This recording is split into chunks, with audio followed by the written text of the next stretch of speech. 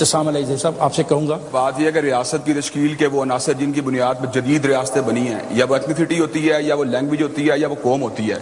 France جو ہے وہ فرانسیسیوں کا وطن ہے اس لیے کہ وہاں کے لوگ فرینچ بولتے ہیں، انگلستان انگریزوں کا ملک ہے اس لیے کہ وہاں کے لوگ انگریزی بولتے ہیں۔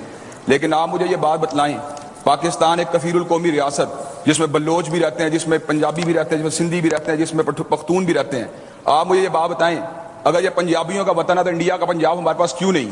اگر یہ بلوچیوں کا وطن ہے ایران کا بلوچستان ہمارے پاس کیوں نہیں؟ اگر یہ پٹھانوں کا وطن ہے افغانیوں کا پٹھان دیش ہمارے پاس کیوں نہیں؟ میں یہ بنیادی طور پر سمجھتا ہوں اگر سندھیوں کا وطن ہے سندھ کا انڈیا کا راجستھان ہمارے پاس کیوں نہیں؟ حضرت اقبال نے بجا طور پر یہ بات کہی تھی، اپنی ملت پہ قیاس اقوام مغرب سے نہ کر، خاص ہے ترکیب میں قوم رسول ہاشمی۔ ان کی جمعیت کا ہے رنگ و نسل پہ انحصار، قوت مذہب سے مستحکم جمعیت تیری۔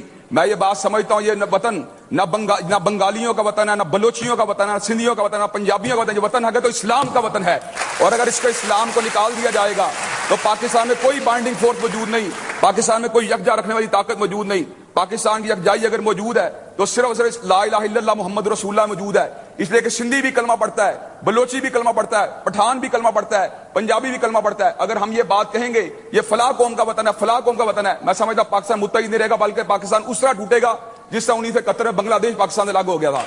اگر پاکستان کو برقرار رکھنا ہے تو ہمیں اسلام کو یہاں پہ امپلیمنٹ کرنا پڑے گا۔